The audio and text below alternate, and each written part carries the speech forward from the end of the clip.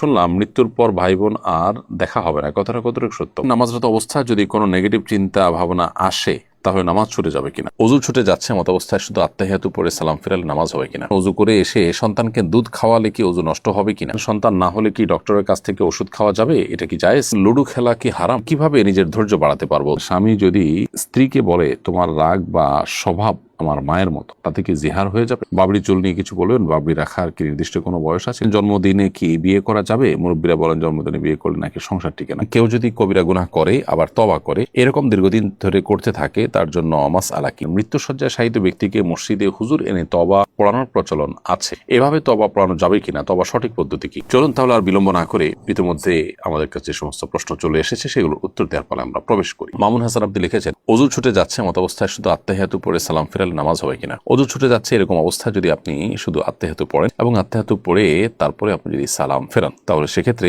নামাজ হয়ে যাবে। কারণ দুরুদ এবং দোয়া মাসুরা বিশুদ্ধ মত অনুযায়ী এটা ওয়াজিব নয়, যার কারণে আত্তাহিয়াতু পড়ে আপনি সালাম ফিরে তারপরে আপনার প্রয়োজন আপনি পূরণ করলেন, সেটি জায়েজ আছে। মাই ড্রিম আইডি থেকে আপনি লিখেছেন, অজু করে এসে সন্তানকে দুধ খাওয়ালে কি অজু নষ্ট হবে কিনা? অজু দুধ পান করানোর কারণে নষ্ট হবে না, কারণ অজু ভঙ্গের বিষয়টি আমাদের শরীর থেকে পবিত্র কোনো বিষয় বের হওয়ার সাথে সম্পৃক্ত। তো মা যখন সন্তানকে দুধ খাওয়ান তখন সেই দুধটা কোনো নাপাক কোনো বিষয় না, বিধায় এ দুধ শরীর থেকে নির্গত হলো, সন্তান পান করলো, তার ফলে মায়ের অজু নষ্ট হওয়ার কোনো কারণ নেই। এস বাইজিদ এসকে আপনি লিখেছেন, যে ব্যক্তি দাড়ি রাখে না তাকে কি সালাম দেওয়া যাবে? দেখুন, যিনি দাড়ি রাখেন না তাকে সালাম দিতে কোনো অসুবিধা নেই। শরীয়ত আমাদেরকে বলে না যে দাড়ি বিশিষ্ট লোকদেরকে দেখে দেখে সালাম দাও। নবী সাল্লাল্লাহু আলাইহি ওয়াসাল্লাম বলেছেন, তুমি সালাম দাও যাকে চিনে তাকে, যাকে চেনো না তাকেও। এজন্য সালাম আমরা সবাইকে দেওয়ার চেষ্টা করবো ইনশাআল্লাহ, যদি তিনি মুসলিম বলে মনে হয়। হ্যাঁ, কেউ মুসলিম অমুসলিম সন্দেহ হলো, মুসলিম জনপদে অবশ্য বেশি মানুষ মুসলিম যেখানে, সেখানে আপনার সন্দেহ করার দরকার নেই। যেখানে অমুসলিম প্রধান সেখানে অবশ্য মুসলিম হওয়ার কোনো আলামত না থাকলে আপনি সালাম দেওয়া থেকে বিরত থাকবেন। এরপরে জাহানারা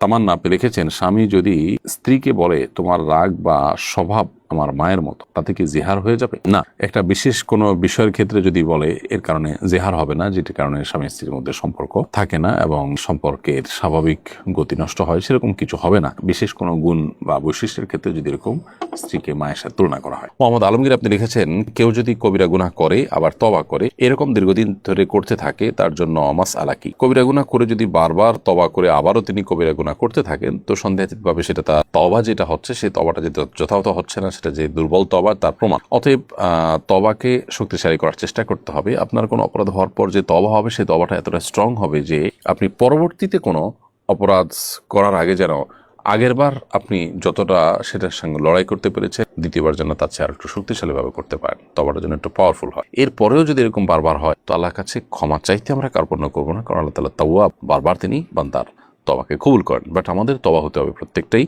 আগেরটার তুলনায় শক্তিশালী। মারিয়া ইসলাম আপনি লিখেছেন, সন্তান না হলে কি ডক্টরের কাছ থেকে ওষুধ খাওয়া যাবে? এটা কি জায়েজ? অবশ্যই সন্তান হওয়ার জন্য কোনো ঔষধ, কোনো চিকিৎসা আপনি সেবা গ্রহণ করতে পারেন, যদি শরিয়ার কোনো সীমা লঙ্ঘন হওয়ার মতো বিষয় সেখানে না থাকে, কোনো অসুবিধা নেই। তানহা তাবাসসুম লিখেছেন, লুডো খেলা কি হারাম? সরাসরি হারাম বলা হয়তো কঠিন হবে, কিন্তু মাকরুহ তাহরিমি থেকে অবশ্যই খালি না। একে তো অনর্থক কাজ, দ্বিতীয়ত যে সমস্ত খেলাধুলা শারীরিক কোনো কসরত নাই, এই সমস্ত খেলাধুলা আসলে কোনো মানুষের রিফ্রেশমেন্টও হয় না, মানুষ আরো বোর ফিল করে। সব মিলিয়ে শরিয়া যে সমস্ত খেলাকে অনুমোদন করেছে সেগুলোতে শারীরিক কসরত আছে, এটা তার মধ্যে পড়ে না, বিধায় দাবা ইত্যাদি সম্পর্কে শরীয়তে পরিষ্কারভাবে নিষেধাজ্ঞা আছে, এটা সেই ক্যাটাগরি খেলা হওয়ার কারণে এটাও নিষিদ্ধের আওতায় পড়বে এবং একজন মুসলমান সময় কাটানোর উদ্দেশ্যেও এটি করা উচিত হবে না। মোহাম্মদ বাবলু মিয়া আপনি লিখেছেন, হিংসা কিভাবে ছেড়ে দিব? যার ভেতরে বিন্দু পরিমাণ হিংসা রয়েছে সে তো জান্নাতে প্রবেশ করতে পারবে না, সুতরাং হিংসা কিভাবে ছাড়া যায়? ভাই বাবলু মিয়া, হিংসা ছাড়ার জন্য, যার প্রতি হিংসা হয় তার জন্য আপনি দোয়া করবেন, দেখবেন আপনার হিংসা কমে যাবে। আবার আল্লাহ রাব্বুল আলামিনের কাছে পানা চাইবেন, আল্লাহ যেন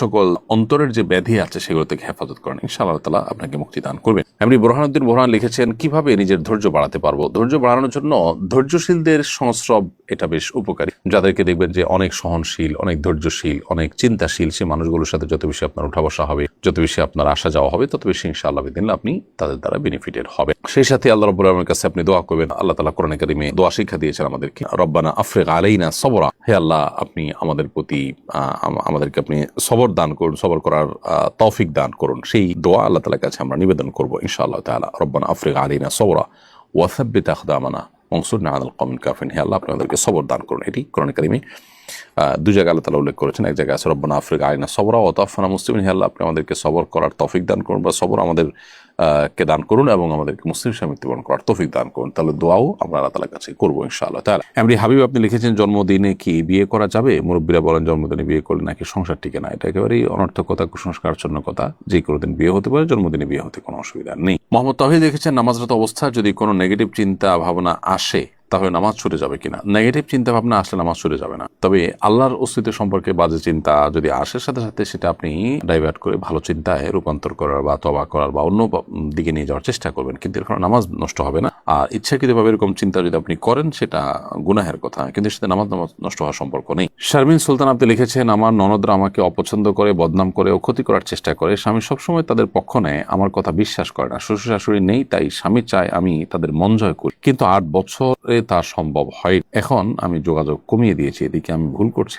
আপনার ননদ বা আপনার দেবর ভাসুর এদের সাথে আপনার আসলে ননদদের সাথে বিশেষ করে আপনি জানতে চাইছেন, তাদের সাথে যোগাযোগ রক্ষা করা আপনার জন্য আবশ্যক না। অতএব এখানে আপনি যোগাযোগ কমিয়ে দিলে আপনি গুনাহগার হবেন না। বিশেষ করে আপনি যখন তাদের দ্বারা কষ্ট পান সেক্ষেত্রে আপনি কিছুটা কমিয়ে দিলে অসুবিধা নেই, বাট স্বামীর দিক বিবেচনা করে সুখী জীবন যাপনের প্রয়োজনে আপনি চেষ্টা করবেন সাধ্য অনুযায়ী ছাড় দেওয়া, যেটা আপনি অনেকদিন করে আসছেন। আল্লাহ আপনাকে সবর তৌফিক দান করুন। এমডি জিহাদ সরকার লিখেছেন বাবরি চুল নিয়ে কিছু বলবেন। বাবরি রাখার কি নির্দিষ্ট কোনো বয়স আছে? কোনো বয়স নাই।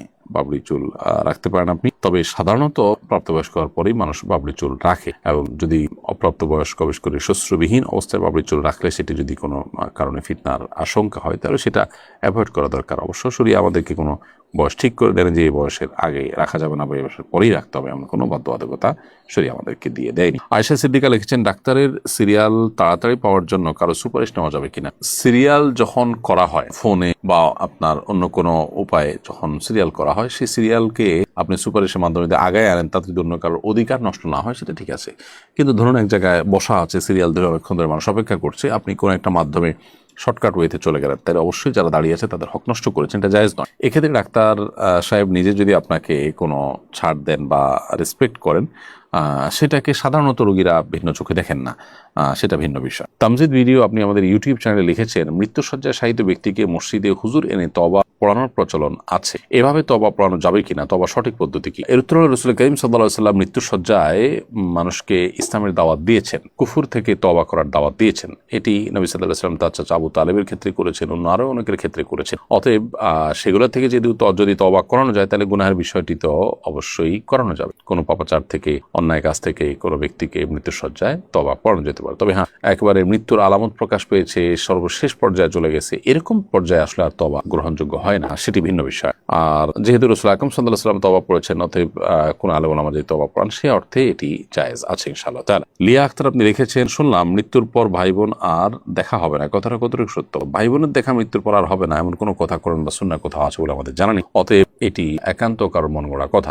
যদি ভাই বোন জান্নাতি হয়ে থাকেন তাদের সাথে সাক্ষাৎ হবে, কিয়ামতের ময়দানে সাক্ষাৎ হতে পারে। আল্লাহ তাআলা বলেছেন ইয়াউমা ইয়াফিরুল মারউ মিন আখিহি ওয়া উম্মিহি ওয়া আবিহি, মানুষ কিয়ামতের ময়দানে নিজের ভাইকে দেখে পলায়ন করবে। তাহলে যে দেখা হবে না এ কথা তো সঠিক নয়।